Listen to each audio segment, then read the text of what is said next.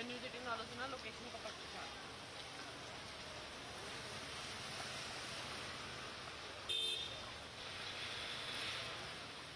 कागज से क्या होगा हाँ हाँ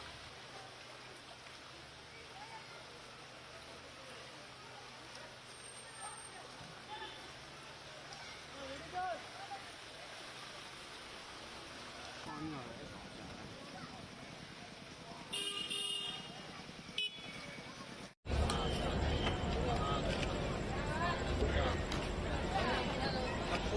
परमसुन्दरमेकनन्दं पीताम्बरं त्रिनयनं परमं पवित्रं मुद्रद्वाकर्णिवोज्ज्वलकान्तिकान्तं विघ्नेश्वरं सकलविघ्नहरं नमामि वैष्णवे शक्तिरनन्दवीराजं परमाशिवाय मोहितं देवी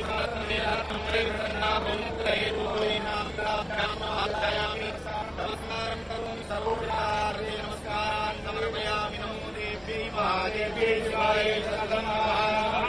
भद्रायै नेता प्रसादसुतां रौद्रायै नमो नित्याय गौरेणाग्रे नमो महाज्योत्साय रूपणेशाय कल्याणी प्रदां श्रीसिद्धे नमो नमो महागरिष्ठे घोषामृते परमाणिदे नमो महादुर्गाय दुर्माराय साराय सर्वारे जाते जय कृष्णाय मुराय नमो महासौम्याय रुद्राय नाथाय नमो नमो जगत्कृष्णाय देवे कृष्णे नमो देवी सर्वभूतेषु विष्णुवाय सत्यनामस्तस्यै नमस्तस्यै नमस्तस्यै नमो नमः या देवी सर्वभूतेषु नमस्तस्यै नमस्तस्यै नमस्तस्यै नमो नमः या देवी सर्वभूतेषु नमस्तस्यै नमस्तस्यै नमस्तस्यै नमो नमः या देवी सर्वभूतेषु पुरारूपेण संस्थिता नमस्तस्यै नमस्तस्यै नमस्तस्यै नमो नमः या देवी सर्वभूतेषु पुरारूपेण संस्थिता नमस्तस्यै नमस्तस्यै नमस्तस्यै नमो नमः या देवी सर्वभूतेषु छायारूपेण संस्थिता नमस्तस्यै नमस्तस्यै नमस्तस्यै नमो नमः या देवी सर्वभूतेषु शक्तिरूपेण संस्थिता नमस्तस्यै नमस्तस्यै नमस्तस्यै नमो नमः या देवी सर्वभूतेषु शक्तिरूपेण संस्थिता नमस्तस्यै नमस्तस्यै नमस्तस्यै नमो नमः या देवी सर्वभूतेषु शान्तिरूपेण संस्थिता नमस्तस्यै नमस्तस्यै नमस्तस्यै नमो नमः या देवी सर्वभूतेषु जातिरूपेण संस्थिता नमस्तस्यै नमस्तस्यै नमस्तस्यै नमो नमः या देवी सर्वभूतेषु विचाररूपेण संस्थिता नमस्तस्यै नमस्तस्यै नमस्तस्यै नमो नमः या देवी सर्वभूतेषु शान्तिरूपेण संस्थिता नमस्तस्यै नमस्तस्यै नमस्तस्यै या देवी सर्वभूतेषु प्राज्ञारूपेण संस्थिता नमस्तस्यै नमस्तस्यै नमस्तस्यै नमो नमः या देवी सर्वभूतेषु कान्तिरूपेण संस्थिता नमस्तस्यै नमस्तस्यै नमस्तस्यै नमो नमः या देवी सर्वभूतेषु लक्ष्मीरूपेण संस्थिता नमस्तस्यै नमस्तस्यै नमस्तस्यै नमो नमः या देवी सर्वभूतेषु नमस्तस्यै नमस्तस्यै नमस्तस्यै नमो नमः या देवी सर्वभूतेषु रूपेण संस्थिता नमस्तस्यै नमस्तस्यै नमस्तस्यै नमो नमः या देवी सर्वभूतेषु दयारूपेण संस्थिता नमस्तस्यै नमस्तस्यै नमस्तस्यै नमो नमः या देवी सर्वभूतेषु दुष्टरूपेण संस्थिता नमस्तस्यै नमस्तस्यै नमस्तस्यै नमो नमः या देवी सर्वभूतेषु मातृरूपेण संस्थिता नमस्तस्यै नमस्तस्यै नमस्तस्यै नमो नमः या देवी सर्वभूतेषु भ्रान्तिरूपेण संस्थिता नमस्तस्यै नमस्तस्यै नमस्तस्यै नमो नमः इंद्रियाणाम् अधिष्ठात्री भूतानां देवी नमो नमः रूपेण नमस्तस्यै नमस्तस्यै नमस्तस्यै नमो नमः कर्पूरगौरं करुणावतारं संसारसारं भुजगेन्द्रहारं सदा वसन्तं हृदयारविन्दे भवं भवानी सहितं नमामि कविगर्भसम्भूतं कर्पूरं च पुष्पितं आराधितमहं कुरुमे पश्यमे वरदो भवाचन्द्रमत्वमङ्गलनीराजनं समर्पयामि जलेन शीतलीकरणं पुष्पैः देवाभिवन्दनं हस्ताभ्यामात्मवन्दनम् आराधिग्रहणं हस्तप्रक्षालनं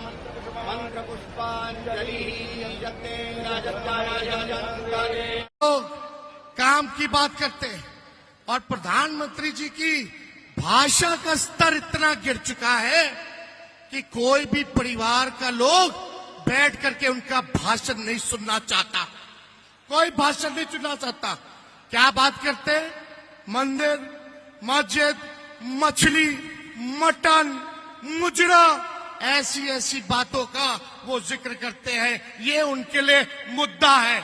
हम बात करते हैं पढ़ाई, दवाई, कमाई, सिंचाई, गरीबी के बारे में बात करते, बेरोजगारी के बारे में बात करते, महंगाई के बारे में बात करते। लेकिन प्रधानमंत्री जी को बिहार आकर के गाली देना है, लालू जी को गाली देंगे, तेजस्वी को गाली देंगे, राहुल जी को गाली देंगे। इतनी मर्यादा गरिमा प्रधानमंत्री पद का कम से कम रखना चाहिए था। इनसे बड़ा झूठा प्रधानमंत्री और कोई नहीं है विश्व में। अगर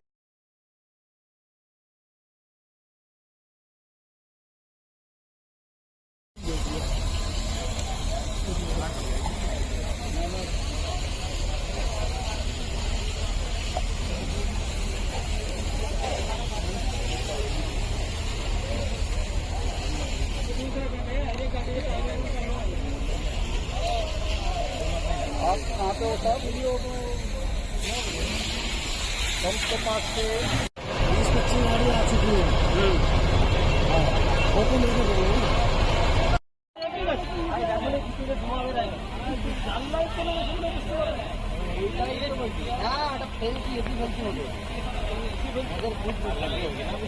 एक ही फट जाएगा, एक ही चीज बंदी से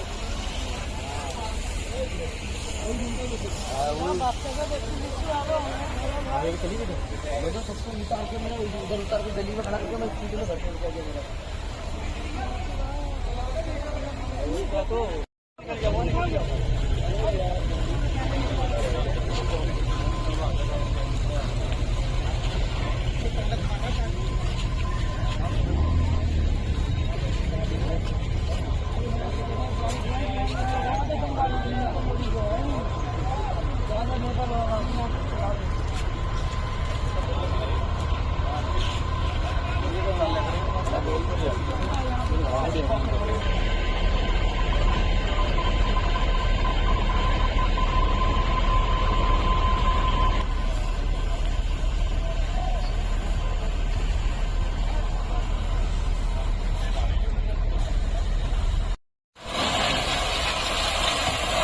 मीडिया याद कर रहे हैं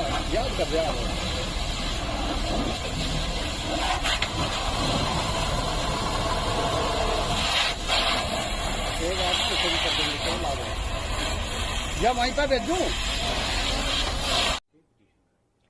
दिल्ली के मुख्यमंत्री अरविंद केजरीवाल जी ने सुप्रीम कोर्ट में याचिका दायर की है अपनी इंटरिम बेल को 1 हफ्ते से आगे बढ़ाने के लिए। जैसा कि आप जानते हैं कि जब अरविंद केजरीवाल जी ईडी की कस्टडी में थे, जुडिशियल कस्टडी में थे, तो उनका 7 किलो वजन घटा था।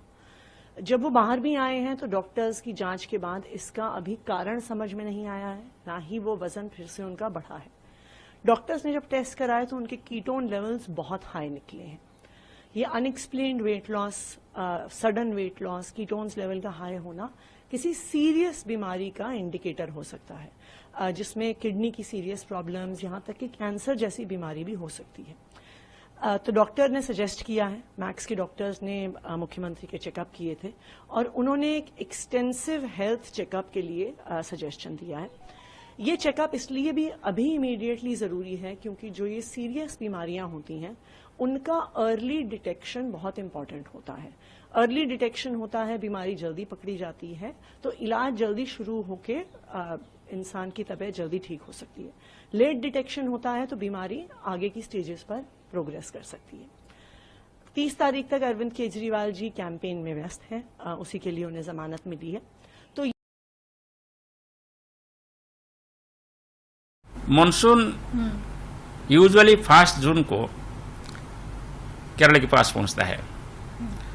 हमने मई 15 को ये जानकारी दिए थे कि इस बार मानसून 31 में +- 4 डेज में केरल के पास पहुंच सकता है।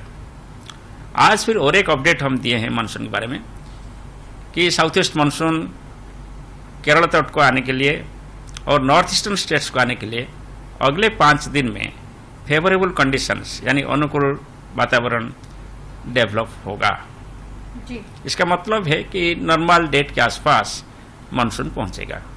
सर, नॉर्थ इंडिया में काफी इस वक्त गर्मी पड़ रही है, तो यहाँ पर मानसून कब तक आने का? नॉर्थ वेस्ट इंडिया में अभी heat wave to severe heat wave condition चल रहा है और ये जो स्पेल है शुरू हुआ था 16 मई को, धीरे धीरे राजस्थान में डेवलप हुआ।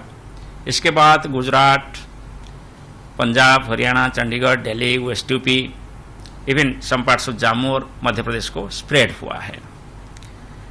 अभी जो हमारा पूर्वानुमान है 30 मई को एक western disturbance north west India को प्रभावित करेगा।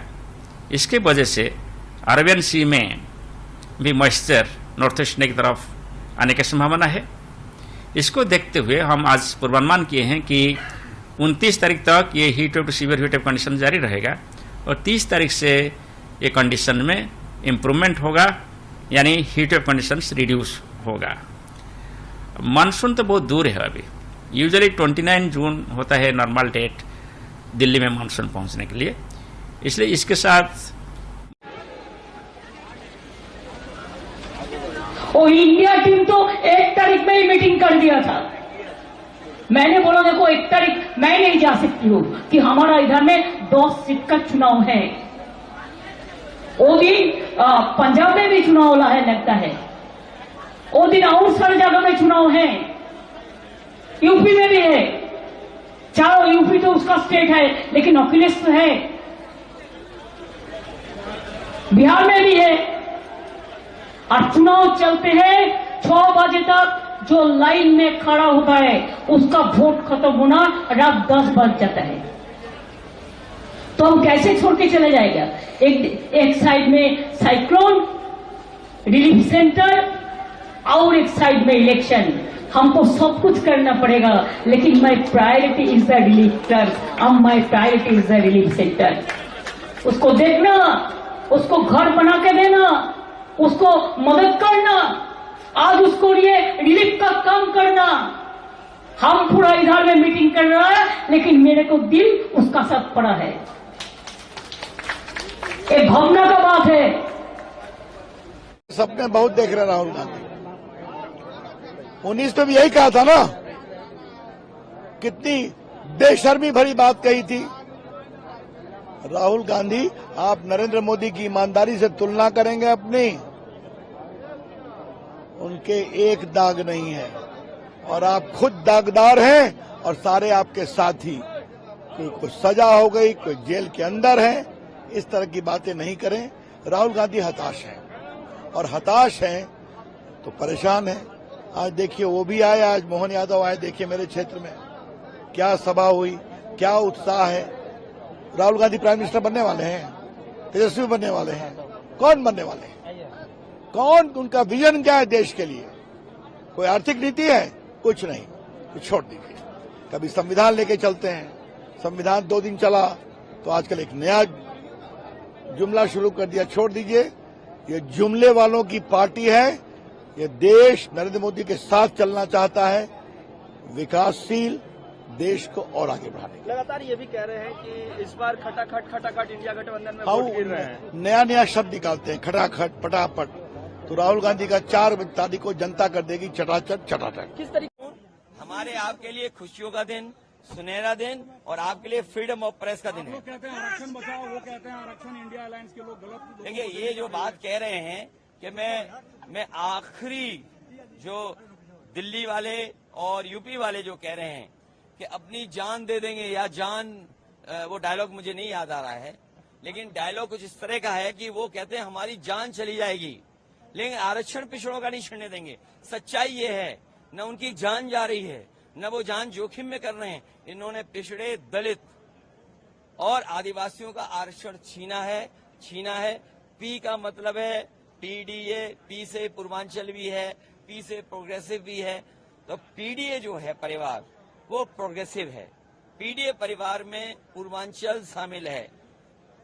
एनडीए है निगेटिव, नकारात्मक राजनीति करते हैं और नकारात्मक राजनीति का समय खत्म हो गया। क्या जनता में ये आक्रोश था कि वाकई आरक्षण को कोई खतरा है? इसको काउंटर करने के लिए बीजेपी ने ये नैरेटिव लाया? नहीं, कोई बीजेपी का नैरेटिव नहीं चलेगा। जो पिछड़ों का, दलितों का, आदिवासियों का आरक्षण छीना है, ये सामाजिक न्याय के खिलाफ हैं, ये आरक्षण के खिलाफ हैं, ये जाति जनगणना के खिलाफ हैं, ये किसानों की खुशहाली के खिलाफ हैं। इन्होंने किसानों को मारने वाले को टिकट दी, इन्होंने पेपर लीक कराने वालों का साथ दिया, नौजवानों की पक्की नौकरी, पक्की वर्दी पहनते थे वो आधी अधूरी की। ये न केवल देश को पीछे करना चाहते हैं बल्कि देश के लोगों को गरीबी में डालना चाहते हैं। में कितना देश तो इसकी जांच होनी चाहिए। देखिए, आजकल प्रधानमंत्री जी बहकी बात कर रहे हैं। शुरुआत उन्होंने मुस्लिम लीग के एजेंडा शामिल होने की बात की घोषणा पत्र में, फिर बोले आपके मंगलसूत्र निकाल लेंगे, वो बात उन्होंने कही। फिर उसके बाद मछली मटन से लेके भैंस तक की बात आई। अब वो ट्रांस में चले गए हैं, बोलते हैं कि हो सकता है मेरी मां ने मुझे जन्म दिया हो। मतलब वो सामान्य व्यक्ति नहीं है, हम सब सामान्य व्यक्ति हैं जो मां के गर्भ से जन्म ले, वो नहीं मानते उसको, उन्होंने कहते हैं परमात्मा से भेजा हुआ है। ये सारी बातें हैं जो बता रहा है कि उसके मानसिक संतुलन बिगड़ चुका है। राहुल गांधी जी उस महान नेत्री के पोते हैं जिन्होंने, इंदिरा जी ने पाकिस्तान के 2 टुकड़े किए, और मोदी जी वो व्यक्ति हैं जो बिना बुलाए पाकिस्तान जाते हैं, बिरयानी खा खाते हैं। ये उनका है। अटल जी बस में लाहौर गए थे एक भी, और मोदी जी वहां के राष्ट्राध्यक्ष को अपने शपथ ग्रहण में बुलाए थे, वो अकेले प्रधानमंत्री हैं। तो इनके संबंध हैं पाकिस्तान से, कांग्रेस का नहीं हो सकता। अच्छा, ये एक और सवाल है, बार बार प्रधानमंत्री एलिगेशन लगाते हैं, नेहरू जी के ऊपर अटैक करते हैं, आपके पुराने जो लीडर हैं, तो क्या कहेंगे सर, क्या इसके ऊपर क्या कहेंगे? वो नेहरू जी को डिफेम करके अपना स्थान बनाना चाहते हैं। नेहरू जी के पैर की धूल नहीं है। मोदी जी 10 जन्म ले लें तब भी नेहरू जी नहीं बन सकते। उन्होंने देश की आजादी में सर्वाधिक समय जेल में बिताए, उन्होंने देश के नवनिर्माण किए। आज जितने भी इंस्टीट्यूशन दिख रहे हैं वो नेहरू जी के बनाए हुए हैं, और ये प्रजातंत्र की जड़ें मजबूत की उन्होंने। अमित शाह जी ने कल बयान दिया है लुधियाना में कि अगर हमारी, और दूसरा उन्होंने बोला है कि जो बंद हैं, बंदी सिख जिनको मिलिटेंट कहते हैं, वो बंद हैं, वो बिट्टू जी के जो दादा थे उनके गातर हैं, हम नहीं छोड़ पाए। ये उसके बारे में मुझे जानकारी नहीं है। तो इसके बाद पंजाब को अपील कर रहे हैं। देखिए, जहां तक सरकार गिराने की बात है, तो ये सरकार तो इनकी आदत ही है। आप गोवा देखिए, कर्नाटक देखिए, मध्य प्रदेश देखिए, अरुणाचल देखिए, सब जगह गिराने के काम किए हैं। तो इनके आदत में शामिल, क्योंकि लोकतंत्र में इनको विश्वास नहीं है। 310 सीटें कह रहे हैं कि हमारी आ गई हैं, 6 से इसमें। वो हमेशा इसी बोलते हैं, तो क्या लगता है? वो जुमला ही है। जब आत्मविश्वास लड़खड़ाता है तो जवान भी लड़खड़ा जाती है, और कहीं न कहीं उनके कॉन्फिडेंस में कमी आ रही है, और उसका परिणाम ये है कि इस तरह की भाषा इस्तेमाल हो रही है। उन्हें पता है, बीजेपी के लोगों को, कि जनता इस बार उन्हें हटाने जा रही है। 7वें चरण में हर मौके पर मैंने कहा कि जनता का गुस्सा 7वें आसमान पर होगा। जो 6वें चरण में वोट पड़ा है, जो बौछार हुई है वोटों, 7वें में इन्हें 7 समुंदर पार जनता भेज देगी भारतीय जनता पार्टी के लोग। इनकी हर बात झूठी, वादे झूठे निकले, न किसान की आय बढ़ी, न नौजवानों को नौकरी रोजगार मिला, और अन्याय की सब सीमा लांग गए। जब आप उद्योगपतियों का कर्ज माफ कर सकते हो, तो गरीबों का, किसानों का कर्ज माफ क्यों नहीं कर रहे? सूदखोर की वजह से घटनाएं बलिया में हुई, गाजीपुर में सुनने में समय पे जगह जगह से आती है। सरकार ने क्या रास्ता निकाला है जिससे गरीबों को बचाया जा सके, या गरीब को कभी जरूरत पड़े तो उसके लिए कोई इंतजाम इस तरह का हो जहां से वो सस्ते दर पर पैसा ले सके।